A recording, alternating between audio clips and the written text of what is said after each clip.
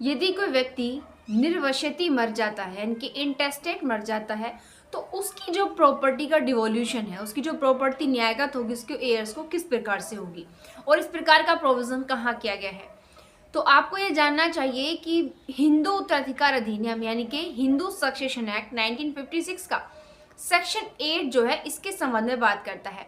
But आप सभी जब भी सेक्शन 8 पढ़े उससे पहले जो हिंदू सक्सेशन एक्ट 1956 के पीछे जो शेड्यूल दी हुई है जिसमें क्लास फर्स्ट के एयर्स एंड क्लास सेकंड के एयर्स दिए हुए हैं उनको जरूर एक बार रीड करना चाहिए।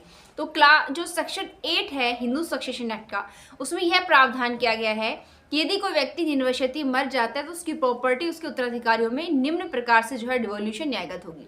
कैसे होगी देखिए, सबसे पहले तो फर्स्टली वो जो प्रॉपर्टी है उसके जो क्लास फर्स्ट के एयर्स हैं उनको जाएगी। क्लास फर्स्ट के एयर्स में मोस्टली उसके जो बच्चे हैं, बेटा है बेटी, उसकी जो विडो है, उसकी जो माता है उनको जाएगी। उसके बाद यदि उसका जो बेटा और बेटी है वो नहीं है तो उसके बाद उनके जो बच्चे होंगे उनका प्रॉपर्टी इस प्रकार से जाती रहती है। तो फर्स्टली तो क्लास फर्स्ट के एयर्स को जाएगी।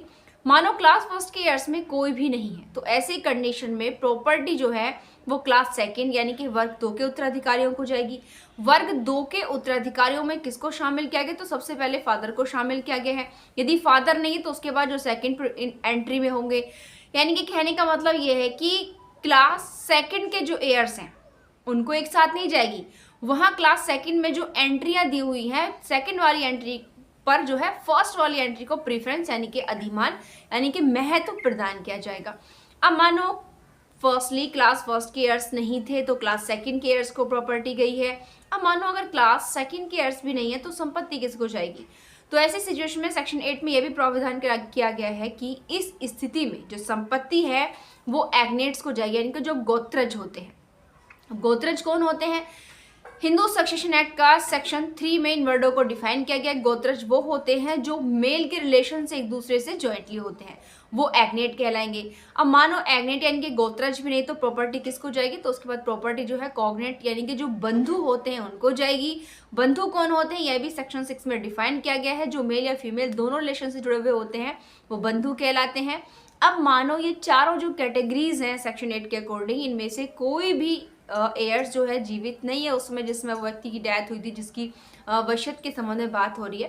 तो ऐसी सिचुएशन में हिंदू सक्सेशन एक्ट का सेक्शन 29 अगर आप देखेंगे कि यदि निर्वसति व्यक्ति कोई भी वारिस अपना पीछे छोड़कर नहीं जाता है तो ऐसी स्थिति में प्रॉपर्टी जो है वो सरकार में निहित हो जाएगी।